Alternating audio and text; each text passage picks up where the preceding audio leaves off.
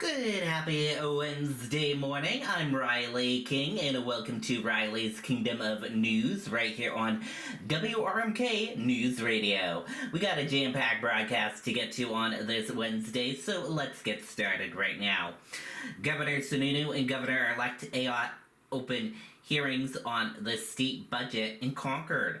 Let's take a listen to that report from WMUR News 9. Governor and governor-elect side by side. Chris Sununu and Kelly Ayotte opened up the first state budget hearings in Concord Tuesday. Sununu asking agency heads to prepare to cut spending by an average of 4% across state government. I'd remind folks that we've had double-digit growth and increases in our ability to increase in spending here over the last 8 years. So asking these agencies to look at again those additional dollars that may have been spent as part of managing the ARPA money, as well as looking at their actual vacancies. There is expected to be a bit of a fiscal adjustment period as the big spending of the post-pandemic era winds down. But the governor says the state targeted its rescue funds on one-time purchases and projects to avoid causing problems in future budgets. That's a very important point because we have not created long-term obligations within our agencies that now have to be covered with our business taxes or our other general revenue taxes. Lawmakers tell us they're eager to see soon-to-be Governor Ayotte's budget plan, but as for what they'll be working with in terms of revenue and the condition of the economy, it's still a big unknown. Certainly Ways and Means and telling me how much revenue I have to work with certainly will help to decide how much, if any, belt tightening does need to happen. In Concord, Adam Sexton, WMUR News 9. Okay, and there you go on that report. We want to hear your thoughts on this. Email us right now at rknetwork1995@gmail.com. That's rknetwork1995@gmail.com. GOP candidates defeat New Hampshire Senate Democrat leader in upset victory. Let's take a listen to that report from WMUR News 9.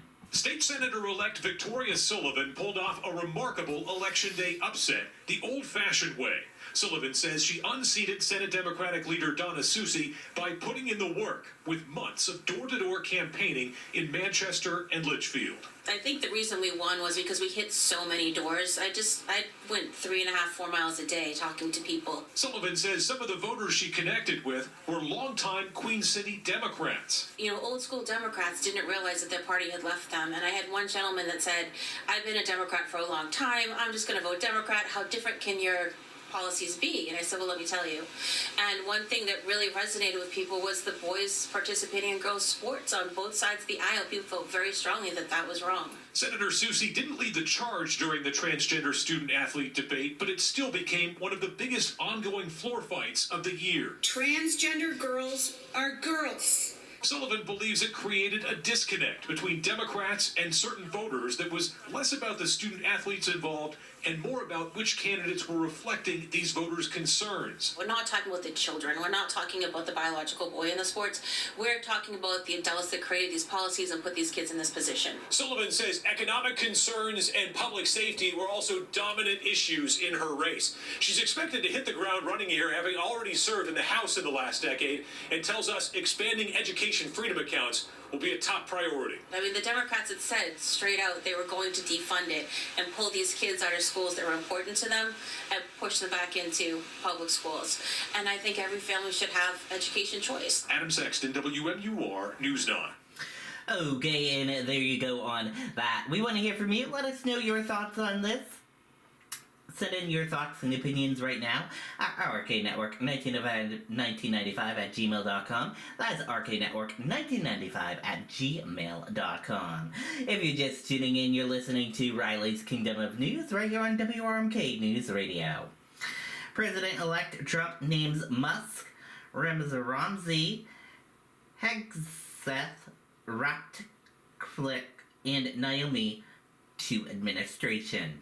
Let's take a listen to that report from WMUR News 9.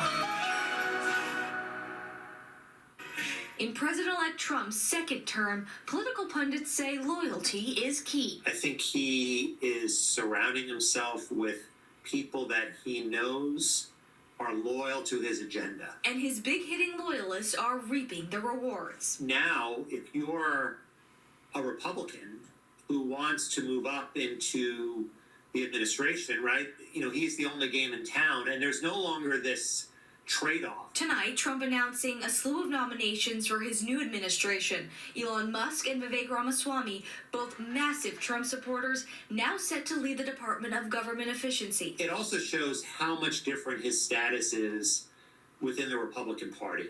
Like 8 years ago, he was very much the outsider. Trump also announcing Fox News host and military veteran Pete Hegseth will be Secretary of Defense. Former Director of National Intelligence John Ratcliffe, the CIA Director.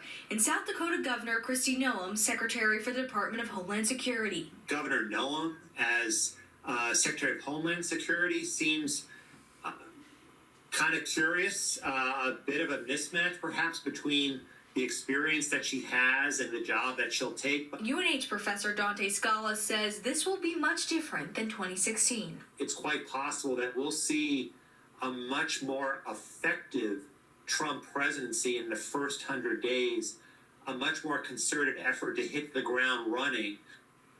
Now, another name that we're waiting on is Robert F. Kennedy Jr. He's publicly said that Trump has promised him control of the health agencies.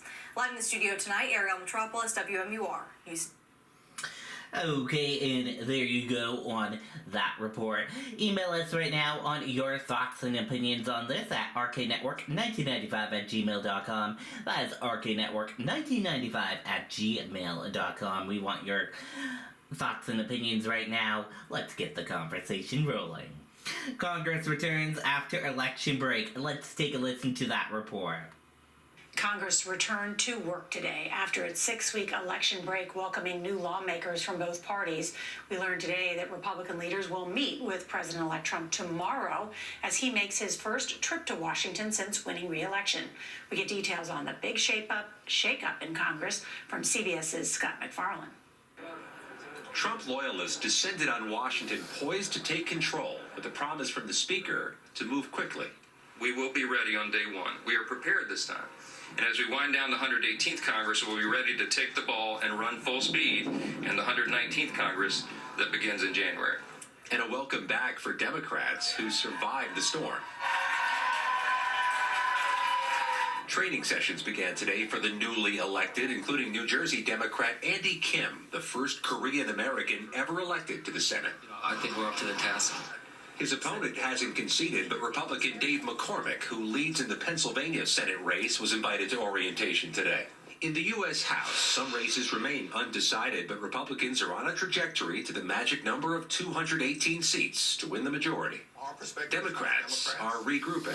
I think we're going to have a family conversation that needs to be clear-eyed, candid, and comprehensive to figure out what happened on election night. Congresswoman-elect Latifah Simon, a widowed mother born legally blind, will represent Oakland, California, and says her party is ready for a fight. You're arriving at what some people describe as a toxic moment here. Yeah. How do you deal with that? Yeah. Real leaders lead in any environment. It's Republicans who will fight the first bruising battle tomorrow, among themselves, choosing a Republican Senate leader to succeed Mitch McConnell.